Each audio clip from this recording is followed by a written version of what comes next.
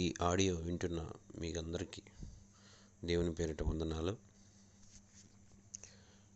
అయితే ఈ ఆడియోలోకి రావడానికి ముఖ్య కారణం ఏమిటంటే, తండ్రి సన్నిధి మినిస్ట్రీస్ బ్రదర్ షాలేం రాజ్ అన్న మీద ఇప్పుడు తప్పుడు ప్రచారం జరుగుతుంది. ఈ వికేఆర్ అనే వ్యక్తి షాలేం రాజు ఇలా తప్పు చేస్తున్నాడు, ప్రార్థన తోటలో ఇలా తప్పు జరుగుతుంది అంటూ తప్పుడు ప్రచారాన్ని ముమ్మరం చేస్తున్నాడు అతను. ఇలా అభిషిక్తుడు, దేవుడు ఘనంగా ఎంచి అభిషేకించి ఎన్నుకొని శ్రేష్టమైన పాత్ర అన్నయ్య. ఇతను భయం అనేది ఎందుకు లేదో ఏమో మరి, కొంచెము కూడా దేవుని ఎదుట భయభక్తులు అనేది కనపరచకుండా తన యూట్యూబ్ ఛానల్ కోసం వ్యూస్ వస్తాయని, ప్రజలు చూస్తారని, అమాయకులైన ప్రజలను గలిబిలికి గురి చేయడానికి, తప్పు మార్గానికి నడిపించడానికి ఇతడు చేస్తున్న ఈ ప్లాను ఏంటో ఆశ్చర్యం. కానీ దేవుని శిక్ష ఖచ్చితంగా వచ్చింది. చాలా తప్పు. షాలేమన్న ఈ రకంగా ఆయన నిందలు వేస్తున్నా, స్వేచ్ఛ ఇవ్వబడిందని చెప్పి అభిషక్తులైన సేవకుల మీద నువ్వు ఎలా అంటే అలా ఎలా మాట్లాడతావయ్యా? భయం లేదా? దేవుని భయం లేదా? చేగూడి జాషువా అన్న, మీ మధ్య ఏదైనా సంభాషణ జరిగితే కౌంటర్గా అన్నతో నువ్వు చేగూడన్నతో మాట్లాడు. నీ గురించి పర్సనల్గా కొన్ని విషయాలు ఏదన్నా లేవనెత్తినప్పుడు ఆ విషయాల గురించి నువ్వు అన్నతో ఫైట్ చెయ్యి. షాలేమోనుని ఎందుకు తీసుకొస్తున్నావు మధ్యలోకి? ఎందుకు నీకు కడుపు మంట? నీతిమంతుడు అన్న ఎంతో పరిశుద్ధతను తన సంఘానికి వస్తున్న ప్రతి బిడ్డకు నేర్పి చక్కగా భక్తిలో ఉన్నతమైన మెట్లోకి నడిపిస్తాడన్న. ఒక్క సాక్ష్యం సరిపోదా? నువ్వు ఇన్ని మాటలు మాట్లాడుతున్నా సరే పల్లెత్తి నిన్ను మాటలు ఎంతవటికి. అన్నయ్య దేవుని ఎదుట ఎలాంటి భయభక్తులు కలిగి దేవుని ఎలా సేవిస్తున్నాడో ఇంతకంటే సాక్ష్యం ఏం కావాలి? కొంచెం కూడా దేవుని యందు భయం లేకుండా నీ ఇష్టం వచ్చినట్టు పవిత్రమైన ప్రార్థనా తోటను ప్రజలు అపార్థం చేసుకున్నట్లుగా నువ్వు ఎలా అంటే అలా ఎందుకు అలా ఎలా మాట్లాడతావు? దేవుని భయం అనేది నీకు కొంచెమన్నా లేదా? వికేఆర్ అన్న, నీకు ప్రేమతో చెప్తున్నా, దేవుని కోపం అనేది నీ మీదకి రాకముందే దేవుని పాదాలు పట్టుకో. దేవా, నన్ను క్షమించయ్యా, నన్ను క్షమించు తండ్రి. తెలియని విషయాల గురించి అసలు చెడ్డ ప్రచారం, ఇలా దుష్ప్రచారం ఎందుకు చేస్తావు? అసలు అంత అబద్ధాన్ని ఇంత గొప్పగా నువ్వు చిత్రీకరించడానికి కారణం ఏమిటి? నీతిమంతులైన బిడ్డలు హృదయాల్లో ఒక చెడు విత్తనాలు నాటుతున్నాను. వారు ఏమిటి, ఇది నిజమా అని హవ్వతో సర్పం తోటలో కలిసి ఇది నిజమా అన్నట్లు నువ్వు కల్పితాలను సృష్టించడానికి సందర్భం అసలు ఏమిటి? ఆ పాప మహిమ కుమారి అనే ఆ చెల్లి నీ దగ్గరకు వచ్చింది, నేను కలిసింది, నాకు ఇలా అన్యాయం జరిగిందని. ఆ విషయం గురించి సరే ఏదన్నా ఉంటే మాట్లాడదామమ్మా, ఇదిగో సంఘానికి కాల్ చేద్దాం, లేదంటే ఇదిగో చేయకూడని ఉన్నాడు ఆయనకి కాల్ చేద్దాం, పోదాం పద, నేను కూడా వస్తా. ఆ పాపకి, ఆ చెల్లికి నువ్వు సహాయం చేయాలని నీ మనసులో ఉంటే చక్కగా ఆ పాపను తీసుకొని, లేకపోతే వాళ్ళ కుటుంబ సభ్యులను తీసుకొని అన్నాళ్ళతో కలిసి ఏందన్నా ఇలా జరిగిందంట, ఇది వాస్తవమేనా, ఎంతవరకు ఎలా నిజమని కనుక్కొని ఆ విషయాల మీద నువ్వు క్లారిటీ తీసుకోవాలా. ఏమీ తెలియకుండా ఒక ఆడపిల్ల జీవితాన్ని యూట్యూబ్లో పెట్టేసి నీ ఇష్టం వచ్చినట్టు మాట్లాడుతూ అన్నోళ్ళ మంచితనాన్ని నువ్వేంటి ఎలా అంటే అలా నీ ఇష్టానికి వాడుకుంటావా? నీకు కొద్దిగన్నా భయం అనేది కాస్త కూడా లేదనుకుంటా దేవుని బట్టి. కానీ అన్న మౌనంగా ఉన్నాడు దేవుని ప్రేమను బట్టి. నువ్వు మారతావులే, ప్రార్థన చేద్దాం, అతడు కూడా నా తోటి సహోదరుడే కదా, క్రీస్తుని ఎరిగిన వాడే కదా అని ఎంతో ప్రేమతో తెలుసుకుంటాడులే అని దేవుని పదాల దగ్గర కూర్చొని నువ్వు మారాలని నీ గురించి. ఎందుకంటే దేవుని కోపం అనేది వస్తుంది అని, ఆ కోపానికి నువ్వు గురి కావద్దని నీ గురించి క్షేమం కూడా ఆయన ప్రార్థన చేస్తూ దేవుని పదాల దగ్గర గడుపుతున్నాడు. నువ్వేమో వారు ఏమంటలేదులే, నా పట్ల ఎలాంటి సీరియస్ అవ్వట్లేదులే, నేను నోటికి ఎంత మాట వస్తే అంత మాట వాడేద్దాం, వాళ్ళ మీద విసిరేద్దాం. సరే, నీకు కోపం వస్తుందయ్యా, చేగుడు జాషువాను నీ మీద కొన్ని ఆధారాలు చూపించి ఇదిగో అని రుజువులు చూపిస్తే వాటి గురించి నీకు కోపం వస్తే షాలేమ్మన్న మీద నీకేం సంబంధం లేని విషయాలు ఎందుకు మాట్లాడతావు? అదేమంటే చేగుడు అన్న చేత షాలేమ్మన్న మాట్లాడిస్తున్నాడని నీకు తెలుసా? ఎవరికి ఇలా మాట్లాడండి అని చెప్పి అన్నయ్య చెప్పడు. అర్థమైందా? నువ్వు నీ అంతటా నువ్వు ఊహించుకొని నీ ఇష్టం వచ్చినట్టు అనుకోకూడదు. ఇప్పుడుగైనా వీకేర్ అన్న, దేవుడంటే కాస్తన్న భయభక్తులనే నీకుంటే దేవా నన్ను క్షమించు అని దేవుని దగ్గర క్షమాపణ పొందుకో. అర్థమైందా? ఇట్లా, ఎందుకంటే వేలాది మంది వెంబడిస్తున్న దైవ సేవకులు, దేవుడే అభిషేకించి వాడుకుంటున్న అభిషిక్త సేవకుడు, ఘనమైన నాయకునిగా దేవుడు నిలబెట్టి వాడుకుంటున్నాడు. శ్రేష్టమైన పాత్రను నువ్వు అలా నీ నోటికి వచ్చినట్లల్లా మాట్లాడటం అనేది కరెక్ట్ కాదు. అది చాలా అంటే చాలా పాపం. దేవుని కోపం వస్తుంది. నీకేం అర్థం కావట్లేదు. ఈనాడు బలం ఉందిలేని నీ ఇష్టం వచ్చినట్లల్లా మాట్లాడుతున్నావు. చక్కగా నాకు నాలుక ఉంది, నా ఇష్టం స్వతంత్రం ఉంది అని మాట్లాడితే ఎంతోమంది అమాయకులైన బిడ్డలు అపార్థం చేసుకుని గలిబిలికి గురయ్యే అవకాశం తెలుసా నీకు? తెలిసి మాట్లాడతావో తెలియక మాట్లాడతావో ఏంటన్నా, అది పద్ధతి కాదు. అది వాస్తవం ఏంటి? వాస్తవాలు తెలుసుకొని ఏదైనా చక్కగా మాట్లాడాలి. పాప ఆ అమ్మాయికి, ఆ చెల్లికి ఏదైనా నీకు అన్యాయం జరిగినట్లు నీకు అనిపించినప్పుడు ఆ పాపని చక్కగా సంఘానికి కాడికి తీసుకొని రావాలి అన్నోళ్ళతో కలిసి. అన్న, ఇది ఎంతవరకు నిజం, మరి ఆ బాబు ఇలా చేశాడంటే ఈ అమ్మాయి విషయంలో ఇది వాస్తవమేనా అని ఆ రుజువులన్నీ తెలుసుకో. అంతేగాని నువ్వు యూట్యూబ్ ఛానల్ కోసం, వ్యూస్ కోసం నీకు మనసుకు తోచిందల్లా ఎట్లా పడితే అట్లా తిక్కలుగా మాట్లాడితే అది కరెక్ట్ కాదు వీకేర్ అన్న. అర్థమైందా?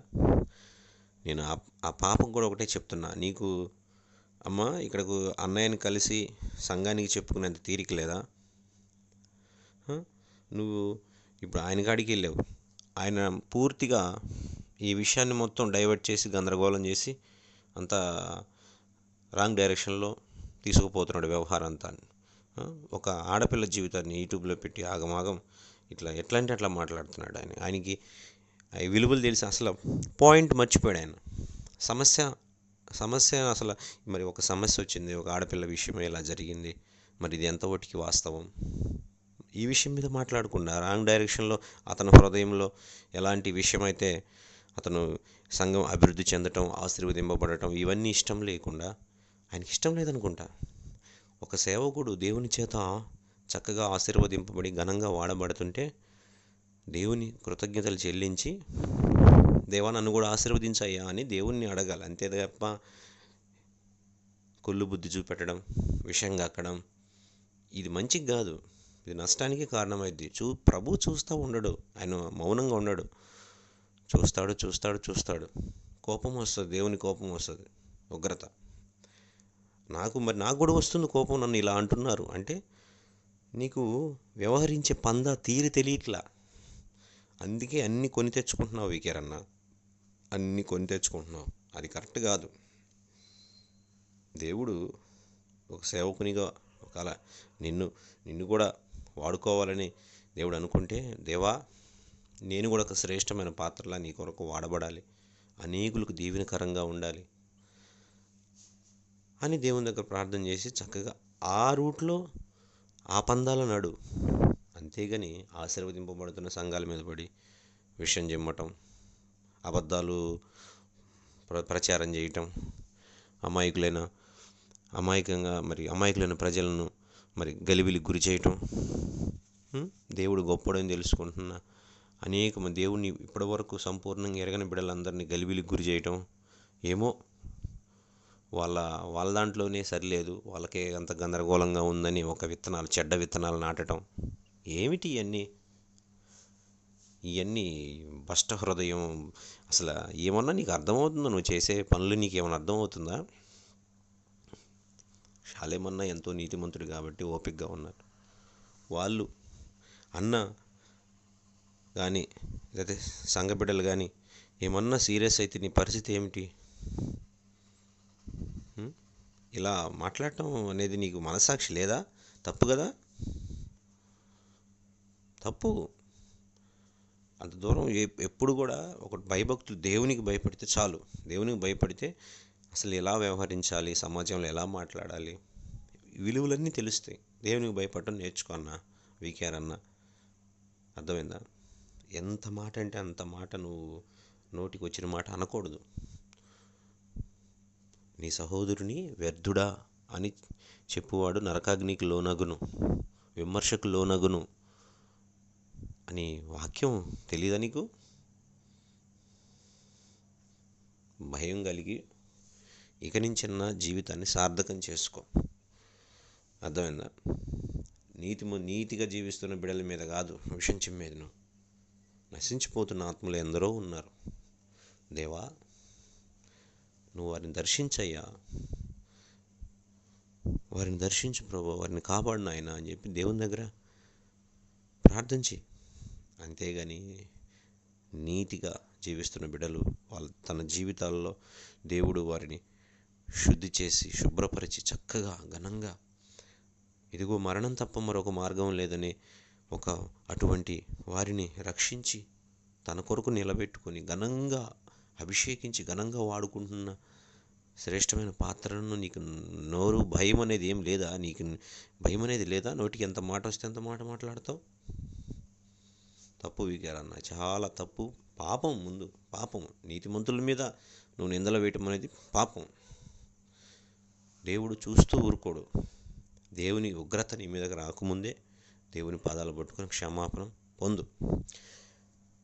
పోతే ఆ పాపకును ఒకటే చెప్పు, వెళ్ళు అమ్మా, నీ జీవితంలో ఏం జరిగిందో వెళ్ళి అక్కడికి వాళ్ళ కాడికి వెళ్తే కదా. నువ్వు ఇక్కడ కూర్చొని నాకు న్యాయం చేయండి, నాకు న్యాయం ఎవరికి చెప్తున్నావు? ఎవరికి చెప్పుకునే ఉపయోగం ఏంటి? డైరెక్ట్గా వెళ్ళు సంఘానికి వెళ్ళి, అనయ్య నేను మరి సమర్పణ కలిగి ఉందాం అనుకున్నాను. సమర్పణ అంటే కూడా ఆ పాపకి విలువ తెలియట్లా. సమర్పణ అంటే దేవునికి సమర్పణ అంటే ఎవరో వచ్చి చెడగొట్టేది కాదు. సరే, అక్కడ ఏదైనా పొరపాటు జరిగినా, అనే ఇలా జరిగింది, ఇలాంటి పరిస్థితి ఇలా జరిగింది, కావాలంటే కాల్ డేటా చెకప్ చేపి అన్నయ్య మా ఇద్దరు చూడు, నాతో ఇలా చెప్పాడు నమ్మకంగానే ఏమనుంటే అక్కడ రుజువుపరచుకమ్మా. నీ జీవితాన్ని నువ్వెందుకు ఆరడిపరుచుకుంటావు? ఒక పద్ధతి ఉండిద్ది తల్లి. ఎట్లా అంటే అట్లా వ్యవహరించడం కాదు. నీ జీవితం నువ్వు బాగుండాలని కోరుకున్నప్పుడు అక్కడికి పోయి, సరే వీకేఆర్ అన్న కలిసినప్పుడు ఆయన ఈ రకంగా అంతా గబ్బు చేస్తుంటే,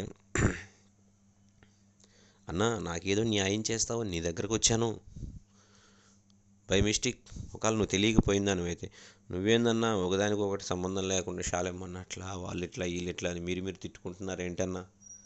వద్దన్నా, ఇది ఇంతటితో ఆపు. నేను డైరెక్ట్గా వెళ్ళి షాలేమరాజు అన్ననే కలుస్తాను. ఇదిగో నా కుటుంబం, నా అన్నను, మా తల్లిదండ్రులను తీసుకొని పోతాను, సమస్య చెప్పుకుంటాను. దేవుడు నా యందుంటే నాకు న్యాయం చేస్తాడు. ఖచ్చితంగా వాళ్ళు నా బాధ వింటారు, నాకు న్యాయమే జరిగిద్ది అని రా, ఏదన్నా ఉంటే యథార్థంగా. అంతేగాని ఏందమ్మా చెల్లి, అసలు నువ్వు ఇతర దేశాల్లో ఉన్నట్టు ఇక్కడికి రావడానికి అసలు వీలు కానట్టు వ్యవహరిస్తావు.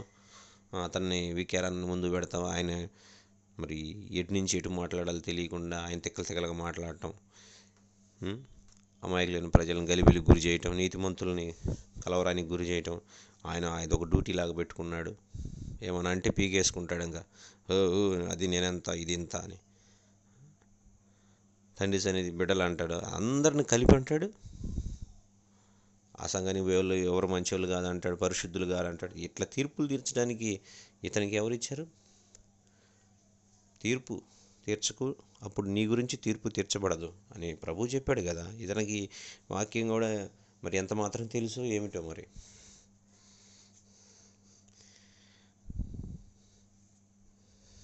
అర్థమైందా? నేను చెప్తుంది ఏంటంటే, దేవుని యందు గొప్పగా వాడబడుతున్న శ్రేష్టమైన పాత్ర అన్నయ్య. ఇలా అపార్థానికి చోటే వద్దమ్మా. దేవుడు తన చిత్తానుసారంగా ఎన్నుకొని వాడుకుంటున్న గొప్ప పాత్ర, శ్రేష్టమైన పాత్ర. 2012 నుంచి అన్నయ్యని మేము ఫాలో అవుతూ వస్తూ అన్న దగ్గర నేర్చుకుంటూ ఉంటున్నాం. ఎంత నీతి, పవిత్రత, ఇవన్నీ ఎంత చక్కగా మాకు నేర్పించాడో మేమే సాక్షులం అమ్మ. కొన్ని సంవత్సరాల నుంచి, దాదాపు 14 ఏళ్ళు అన్నయ్యను వెంబడించబట్టి. కానీ ఇలాంటి మాటలు మేము ఎప్పుడు వినలేదు. ఇవన్నీ ఇప్పుడు ఇలాంటి తమ హృదయాల్లో చెడ్డ ఆలోచనలు నింపుకున్న వాళ్ళు, అభివృద్ధిని చూసి ఓరవలేని వారు అసూయతో మాట్లాడే మాటలు తప్ప వాస్తవాలు కాదు. అర్థమైందా? చెగుడు జాషువా అన్న, ఇతని గురించి ఎక్కువ మాట్లాడి నీకున్న విలువ నువ్వు తగ్గించుకోమాకన్నా. అర్థమైందా? వీకేఆర్ అన్న, నీకు కూడా చెప్తున్నా, నువ్వు చక్కగా దేవుని పాదాలు పట్టుకో. ఏదైనా ఉంటే దేవుని దగ్గర అడుగు. నువ్వు అది సాధన చేయి ఫస్ట్. అంతేగాని నీతిమంతుల మీద నిందలు వేయటం, చెడ్డ వార్తని ఏదో నిజం చేయాలని నువ్వు బహుగా ప్రయాసపడటం, ఇవన్నీ చేయొద్దు. పాప ఆ అమ్మాయి, ఆ చెల్లి విషయమై ఏదైనా జరిగిందా అంటే అది ఖచ్చితంగా తేలుతుంది. దాని విషయమై ఏంటి అనేది, వాస్తవం ఎంత, ఏది నిజం ఏది అబద్ధం అనేది కొన్ని రోజుల్లో ఆ విషయం కూడా కంప్లీట్గా బయటకు వస్తుంది. కానీ విషయాన్ని డైవర్ట్ చేస్తూ తప్పుదారి పట్టిస్తూ నువ్వు గలిబిలికి, నీతిమంతులైన క్రైస్తవుల బిడ్డల హృదయాల్లో గలిబిలి, గందరగోళం, ఈ చెడ్డ విత్తనాలు నాటొద్దు నువ్వు. అది పద్ధతి కాదు. అది అమాయకులైన బిడ్డలు అపార్థం చేసుకునే పరిస్థితి ఉంటుంది. ఇంకా దేవుణ్ణి ఎరగని వారు అన్నిళ్ళు అపార్థం చేసుకుంటారు. ఇట్లా నువ్వు ఈ సోది తిక్కలుగా అన్నీ మాట్లాడావనుకో, కాబోలు నిజమేమో, ఇది నిజమా, ఇది నిజమా అని హవ్వకాడికి సర్పం వచ్చినట్లు, ఇదిగో ఇలా అంట అలా అంట అని చెడ్డ వార్తలను నువ్వు బహు ప్రసవ వేదన పడుతున్నావు. చెడ్డ వార్తను బాగా ప్రసిద్ధి చేయడానికి నువ్వు బహుగా ప్రసవ వేదన పడుతున్నట్టున్నావు. ఎందుకు నీకు ఆ ప్రయాస? తెలిసి మాట్లాడుతున్నావా, తెలియక మాట్లాడుతున్నావా, కడుపులో విషయాన్ని పెట్టుకుని మాట్లాడుతున్నావా? ఎందుకన్నా వీకేరన్నా? తప్పది. నీ గురించి, నీ జీవితం గురించి జాషువా అన్న వాళ్ళు ఏదైనా మాట్లాడితే వాళ్ళతో ఫైట్ చేసుకో. లేదయ్యా నా విషయంలో మరి ఇలా కాదు ఇలా అని చెప్పేది ఉంటే నువ్వు వ్యక్తపరచుకో. అరే అద్దోదుపు లేకుండా మాట్లాడటం, ఎలా అంటే అలా మాట్లాడటం, ఏమనుకుంటున్నావు నన్ను? దేవుని భయం కాస్తాను ఉండాలి. ప్రభువుని ఎరిగిన వాళ్ళకి ఒక మాట మాట్లాడితే ఆ మాట ఎలా వెళ్తుంది సమాజంలోకి, దాని ఇంపాక్ట్ ఎలా ఉంటుంది అనేది, దేవా మరి ఈ మాటనే మాట్లాడచ్చా, ఎంతవరకు సమంజసం, దేవుని దగ్గర కొంచెం వివేచన కలిగి మాట్లాడాల. ఇష్టం వచ్చినట్టుగా, అరే క్రీస్తుని ఎరగని వారు కూడా ఇట్లా మాట్లాడరు, అట్లా మాట్లాడుతున్నావు. జాషువా అన్న అంటే ఆయనకు కూడా చెప్తున్నా, అన్నా నువ్వు ఏదంటే అది మాట్లాడొద్దు. ఈయన షాలేం రాజన్న నీకు చెప్తున్నట్టు, నువ్వు మాట్లాడుతున్నట్టు, నీ సొంతంగా నువ్వు మాట్లాడేదానికి కూడా షాలేం అన్న చెప్తున్నాడని జోడిస్తున్నాడు ఇతనికి నువ్వు వీడియో పెట్టేటప్పుడే ఇదిగో ఇది నా వ్యక్తిగతంగా నేను మాట్లాడుతున్నాను చెప్పన్నా పెట్టన్నా, అప్పుడన్నా ఇతనికి తెలిసిద్ది. ఈయనకి తెలియట్లా, అరే నేను ఇన్ని మాటలు అంటున్నాను షాలేం రాజన్న మీద, ఒక్క మాట కూడా పల్లెత్తి నన్ను మాట అనలేదే. మరి ఆయన సంస్కారం ఎంత విలువైంది, మరి నేను ఇంత బుద్ధిహీనంగా ప్రవర్తనిస్తున్నాను ఏమిటి అని కూడా ఆలోచన చేసుకోవట్లా. ప్రియ దేవుని పిల్లలారా, దేవుని బిడ్డలారా, తొందరపడద్దు. దేవా సమస్తం నీకే తెలియను తండ్రి, ఇవిగో ఇలాంటి అసత్య ప్రచారాలు జరుగుతున్నాయి. కనుక నీ కృపలో నీ నీతిమంతుడైన సేవకుడును నీవు ఆశీర్వదించి ఈ గలిబిలి గందరగోళందరి నుంచి విడిపించు తండ్రి అని ప్రార్థించి, దేవా ఇలాంటి బుద్ధిహీనంగా వ్యవహరిస్తున్న బిడ్డలకు కూడా బుద్ధి జ్ఞానమును కలుగునట్లుగా, దేవా నీ శిక్షకు గురి కాకున్నట్లుగా ఉన్నట్లుగా బిడ్డలను దీవించిన ఆయన. ఆమేన్.